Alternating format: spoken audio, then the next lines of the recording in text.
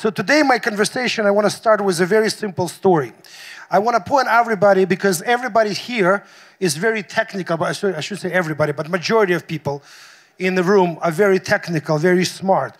Most of you guys are much smarter than I am. But I want to talk about other things today than technical. When I was introduced to this, and I'm relatively newbie to blockchain, I've been introduced to it back in June. Prior to that, I knew that Bitcoin existed. A friend who introduced me to the founder of Suntri vision actually forced him to drive me to my next meeting. And obviously, me being me, I started asking a lot of questions. And as reluctant as I learned the crypto society is, answering questions, I finally got out of this gentleman what I wanted to hear.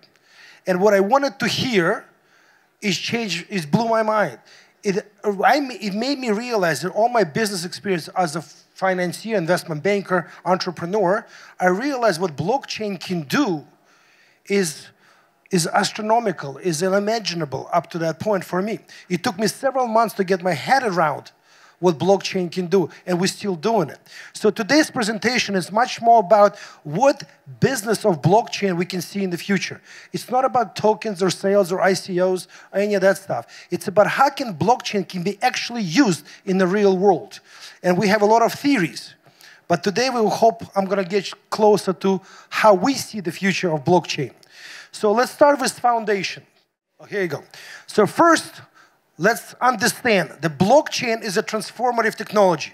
It is a technology on the level of industrial revolution, computers, internet. So we must understand that the technology itself will be able to transform how we live and function today. Second thing, blockchain will change all the relationships. It's critical to understand peer-to-peer, and we saw this in Bitcoin, obviously, but also business to consumer.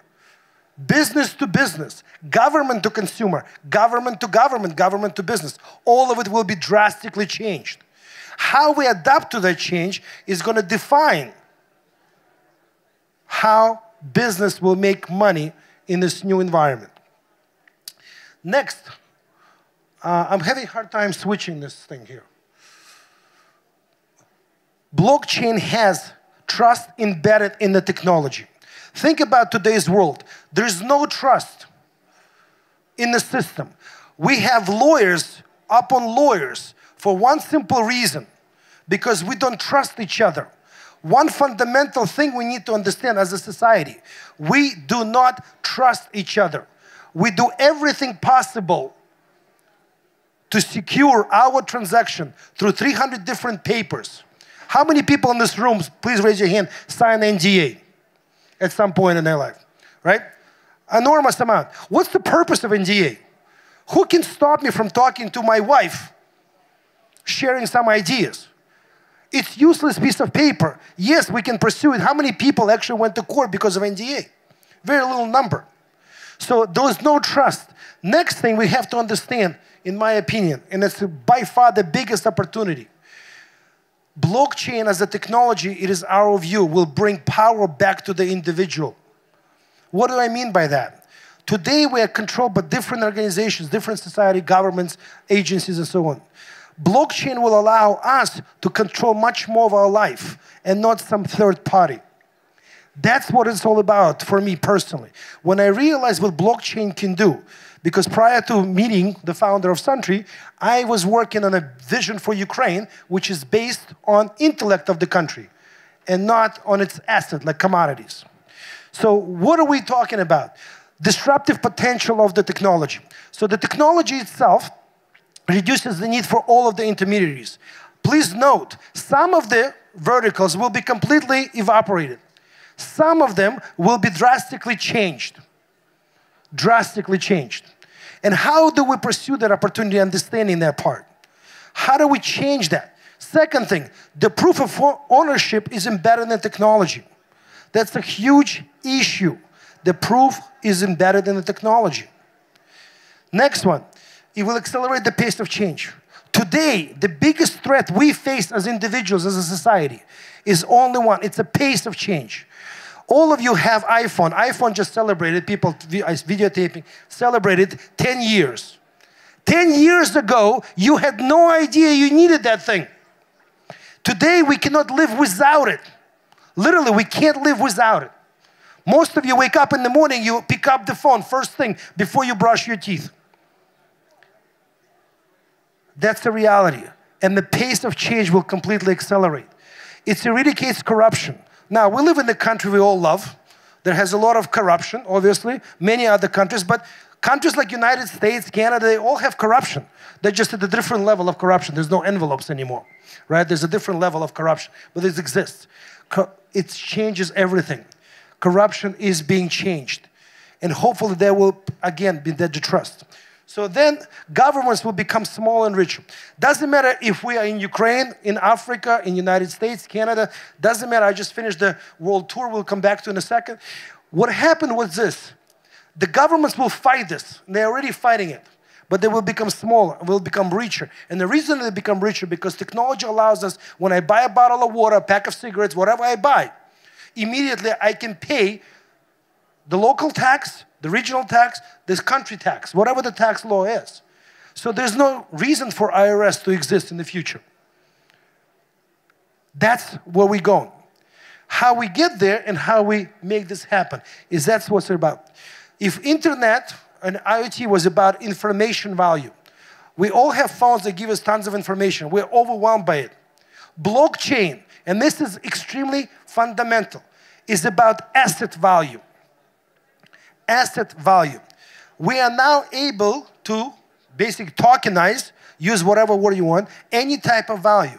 Me as an individual, this chair, this room, this building, everything can be tokenized, digitalized. Call it any word you want. By the way, one of the big problems today is the industry. And let's think about the industry, right? It's early days. But one of the biggest problems today is the language. What language do we use to describe different functions of what blockchain can do? That is by far one of the biggest challenges that we see around the world. So if you take this assumption that blockchain is about asset value, how you build a business around it. Walking around here, I've been pitched by many different companies. We're doing this, we're raising money for this, we're raising money for this. But I want you to start thinking about why we're raising money.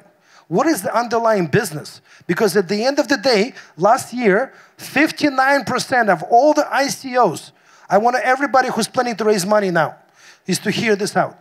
All 59% within 1 year, in 2017, gone. Let me allow this to sink in. They're gone. Those businesses are gone. People who invested money, I don't matter $10 or $10 million, they lost that money. 59%. Horrible rate. Now, some of them were pretty bad businesses, and some of them was fraud. Name of ICO and name of white paper is no longer have a good reputation. When you speak it to large investors, private equity groups, and you mention ICO, they start getting sweat, or they kick you out of the room. Part of what we are doing, we are changing the language. Very shortly, you'll see how we're going to be doing that publicly. We're not ready to speak about public. We'll be ready by end of next month. So what about Suntri? What is Suntri doing? Suntri is a platform. We're anticipating that all of the guys who's trying to make a business, everything somewhere has to happen. There has to be something where you can go in and plug in and do a blockchain operating system as a plug-in. Somewhere, somebody, when you open a new feature, a new niche, a new gaming, you have to have a platform where you can come in similar to iTunes, right, or Play Store. Now, we also anticipate that we talk a lot about digital currencies. There's going to be gazillions of digital instruments, all type of financial instruments that allow you to make transactions, from crypto shares to crypto bonds, derivatives, and all kinds of instruments that will make it much easier for us to exchange value. Third thing, as we see New York Stock Exchange, we anticipate that secondary market for tokens, and I want to stress that, secondary market for tokens. We're doing ICO today. We're coming out on some exchange, and we don't understand what's going on with it. When I met with some crypto funds, and the crypto funds that raised billions of dollars now, sitting, and they obviously wanted to put money into cryptocurrencies. The problem is nobody understands what moves cryptocurrencies economically.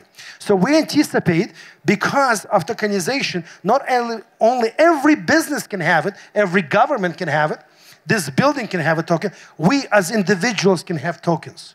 So we anticipate that the secondary market for tokens will be larger than all the stock markets combined today in the world. This is the impact of it. And the reason is because I, as an individual, can have a token now that describes what value I bring to the table. That's very, very important for everyone to understand. What value do I bring to the table? Today, when you want to look me up, many of you will go on LinkedIn or social media, Facebook, and check who I am, what I've done. In the future, you will be able to see, if I offer you, what I've done through the value of the token. Lastly, we are working on a platform that will allow what we call a marketplace. We allow seamless and instant exchange of services and goods. That's the next generation. How do you apply what we create onto business? How do we make it feasible? We can see that using Amazon token, you'll be able to eat at the restaurant. But in order for that to do that, you have to have some kind of value that exchanges Amazon token value versus the value of token you have, your company, your person, etc. So that's yet to be worked out. Last thing I want you to understand regarding Suntri. By the way, all of this is going to be one window. Today, on every one of your phones, there's hundreds of apps that are confusing themselves already. We're looking to create a one singular window where you will be able to order pizza, raise money for your company, or keep your medical records secured on one window. How are we going to get there? Blockchain in itself is not a solution. This is the key to understand. This is what I have learned. If you just think blockchain will solve all of the problems, it's not going to happen. Blockchain, in a combination of technologies you see on the slide, will allow us to do many, many different things. Will allow us to have actual functionality that we can use. That is the key. So those of you who are working on big ideas, and I'm sure there's many of them here, start thinking about how other technologies that already exist, they're already working, that are in development. Like, think about quantum technologies. Quantum technologies are also very early stage.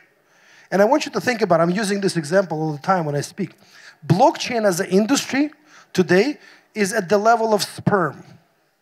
It hasn't really been born yet, has not been born yet. It's yet to be defined. People in this room will define that, and people in other rooms. So using of different technologies gives you a whole different perspective of what the technology can do. So now let's talk about tokens. We heard a lot of ideas about tokens, right?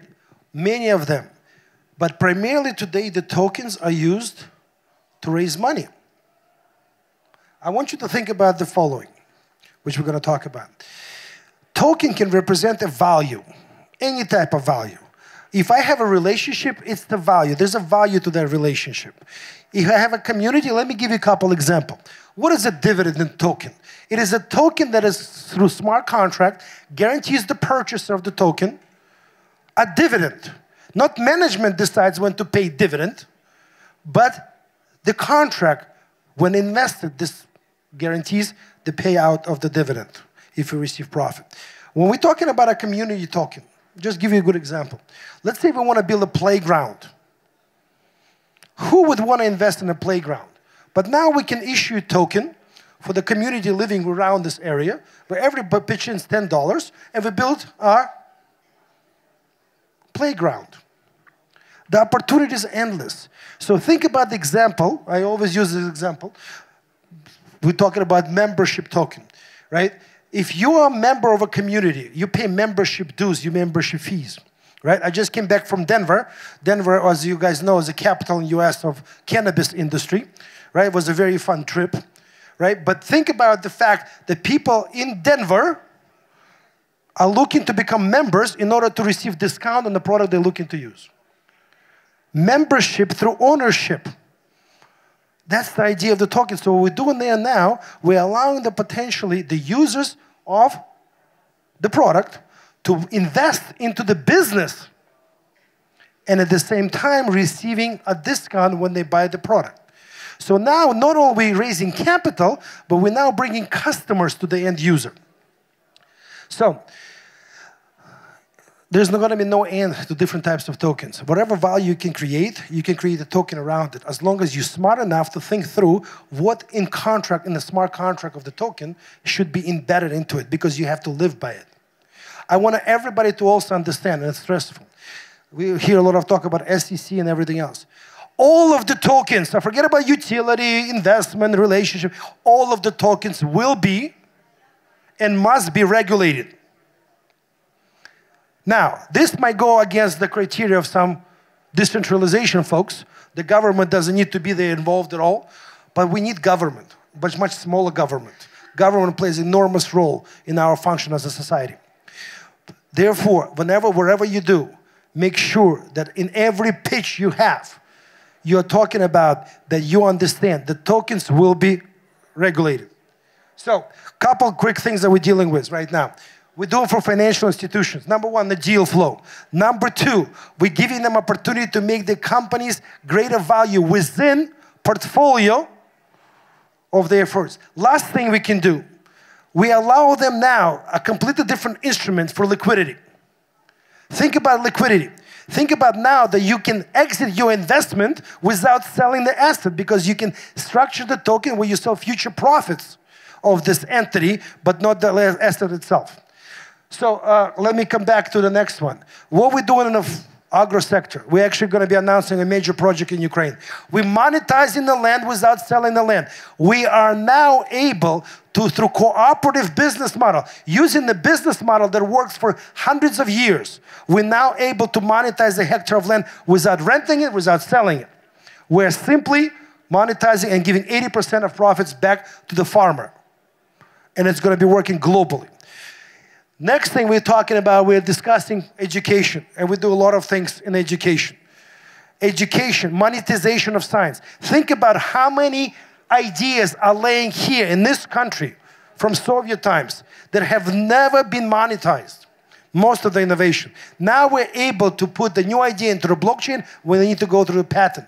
Blockchain will uproot the IP market, will uproot the IP market. Now, corporate collaboration. We work with large corporations, Fortune 100 companies now. How we work with them is very simple. We need their expertise. They know what's going on in mining, what's going on in sports, or what's going on in audit business. They understand their business inside out. We do not. We don't want to push the offering to them. We want to collaborate with them. We want to allow, set up a working groups that we can build the architecture. What do you do today? What do you do tomorrow? And where is the fat we can squeeze in using the new technology? And we allow them to be the business leaders. And we're talking about some of the Fortune, as I mentioned, Fortune 100 companies. Last thing I want to talk about today is about the future of blockchain.